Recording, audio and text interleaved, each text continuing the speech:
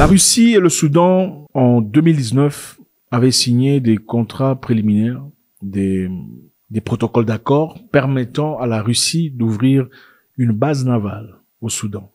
Ceci donnerait la Russie, en tout cas dans ce cas, l'accès facile à l'Europe. Quelque temps après, la guerre a commencé au Soudan. C'est intéressant, n'est-ce pas? Intéressant de voir la Russie chercher à se placer comme beaucoup de pays le font. Les pays que vous connaissez, évidemment, ils se placent partout dans le monde, ils ont des bases partout dans le monde. La Russie cherchait à l'époque, en tout cas, comment se placer vers cette mer du Soudan que vous connaissez. C'est très, très important. Et après avoir signé ce protocole d'accord début qui permettait à la Russie de venir là-bas, et aussi en échange, la Russie apporterait au Soudan des armements, la technologie, de l'argent, des opportunités. Directement, la guerre a commencé au Soudan. La guerre a commencé, évidemment, c'était l'armée contre un groupe qui était associé à l'armée à l'époque, depuis très longtemps d'ailleurs, mais un groupe un peu à l'aise, quoi. Un groupe que l'ancien président utilisait à l'époque pour faire ses basses besognes, s'est retourné contre l'armée. Maintenant, qu'est-ce que ça veut dire? Le Soudan cherche à avoir des opportunités. Le Soudan se tourne vers la Russie. Le Soudan veut parler à n'importe... Enfin, écoutez, chaque pays a le droit de parler à qui il veut, n'est-ce pas? Dans un monde démocratique. Le Soudan aussi, à l'époque, était en train de discuter avec l'Iran et avait acheté des drones iraniens. La guerre a commencé. Maintenant, je vais vous poser la question. Qui a commencé la guerre? Qui a financé cette guerre? Si le Soudan, après avoir signé un protocole d'accord avec la Russie, permettant aux Russes de venir au Soudan ouvrir leur base navale, le Soudan achète aussi des drones de l'Iran. La guerre commence au Soudan. Qui, d'après vous, a financé cette guerre? Je pense que vous avez une idée, n'est-ce pas? C'est intéressant. Mais maintenant, contre vents et marées, je pense que quand on vous fait un coup et vous tombez, à un certain moment, il faut se relever. La Russie et le Soudan tentent encore une fois de s'accorder depuis 2 mois sur l'installation d'une base navale russe à Port-Soudan, en mer Rouge. La mer Rouge est très importante, les amis. La mer Rouge, c'est à la porte de l'Europe. Surtout la Russie, parce que maintenant, elle présente un danger éminent pour l'Europe. Se placer au Soudan, et particulièrement ayant une tête à la mer Rouge, c'est un danger éminent pour l'Europe. Et pour eux, leurs alliés, il faut absolument le stopper. Les négociations pourraient en fait déboucher sur la création d'un centre de support naval, en échange des livraisons d'armes. Donc, la Russie est prête à livrer les armes aux Soudanais, livrer les technologies, livrer des éléments qu'ils n'auraient pas nécessairement facilement ou gratuitement ou pas à moins cher chez les Européens et les Américains.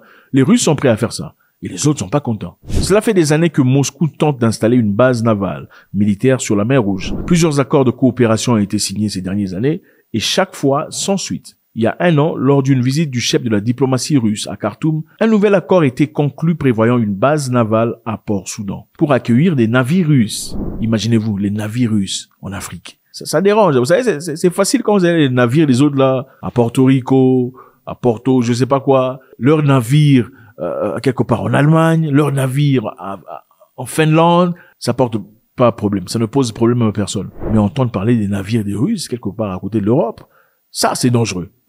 Il faut commencer la guerre dans ce pays, sacrifiant ainsi toute la population, les gens innocents, des frères africains qui vivent côte à côte. Et moi, ça me dérange de voir le niveau dans lequel les Africains sont capables de se faire du mal pour faire plaisir à un étranger. C'est éblouissant. Le niveau que l'Africain peut atteindre dans l'atrocité à l'égard de son frère, parce qu'il a signé un contrat avec un étranger, me dépasse. Je n'ai jamais vu ça chez autre personne. Jamais vu ça chez autre population. C'est inédit, c'est incroyable.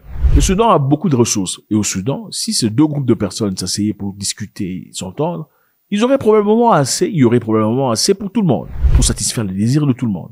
Mais ce qui me dérange, c'est certainement le groupe qui n'est pas l'armée a reçu beaucoup d'argent, leur promettant beaucoup de choses, disant si vous y arrivez, si vous prenez le pouvoir, vous serez les guides et nous allons vous accorder tout ce que vous désirez.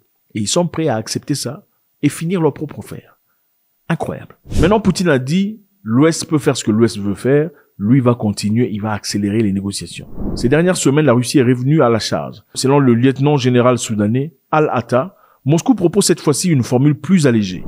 Il n'est plus question d'une base militaire navale. Ce n'est pas ça ne sera plus une base très grande, mais un centre de support naval en échange de livraisons urgentes d'armes et de munitions. Donc, s'il y a besoin de livraisons urgentes, des munitions et des armes, c'est-à-dire que l'armée a des difficultés actuellement. Et bon, imaginez-vous une armée nationale ayant des difficultés contre ce qu'on appellerait des rebelles. C'est-à-dire que les rebelles sont soutenus par qui? Intéressant. Donc, selon le numéro 2 de l'armée soudanaise, une délégation militaire doit se rendre à Moscou dans les prochains jours suivi d'une délégation ministérielle pour finaliser les accords. Le Soudan, les amis, a beaucoup de choses, beaucoup d'éléments sous les terres, beaucoup de richesses, comme beaucoup de pays africains manifestement. Et comme ces choses sont convoitées, cette position est aussi convoitée. Déjà que nous savons que les autres ont été chassés du Niger, chassés du Tchad, ils sont encore en train de négocier. Partout là, ils peuvent plus avoir leur drone pour aller tout ça. Ils ont besoin de se placer quelque part. Et laisser la porte à la Russie, dans un pays aussi riche, aussi grand, il serait très dangereux pour eux. Donc il faut tout faire, créer la guerre. Et c'est bien triste de voir ce qui se passe. Malheureusement, on ne peut pas vous montrer les images. C'est choquant. Je vous encourage à aller jeter un coup d'œil. Regardez ce qui se passe au Soudan actuellement. Le monde n'en parle pas. Mais c'est incroyable comment ils sont capables de mettre deux groupes de personnes, des frères en feu et en sang, pour leurs intérêts personnels. Ça me dépasse. Donc, comme je l'ai dit précédemment, le Soudan a également récemment développé des liens avec l'Iran en achetant des drones iraniens. Donc, les Soudanais ont vu que certains groupes de personnes ne sont pas avantageux à leur égard. Alors, ils ont tourné leurs yeux vers le groupe de personnes. Et apparemment, nous vivons dans un monde où il faut exclusivement travailler avec un groupe de personnes. Si vous ne travaillez pas avec eux, ils créent des histoires chez vous, c'est des problèmes, c'est la guerre, c'est des choses incroyables qui se passent. Et ça nous dérange. Alors, on se pose la question de savoir, est-ce qu'on respecte vraiment la liberté des gens de vivre et d'exister? Nous allons maintenant au Kenya.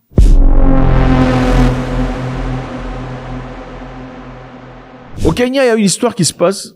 Je sais même pas comment expliquer ça parce que, voilà, on risque d'être censuré. Malheureusement, ces genres d'histoires sont censurées. Il y a un homme de 40 ans qui a décidé d'aller gravir l'Everest sans oxygène supplémentaire. Un Kenyan de 40 ans. Malheureusement, il est tombé dans une crevasse à 48 mètres sous le sommet. 48 mètres du sommet, il tombe.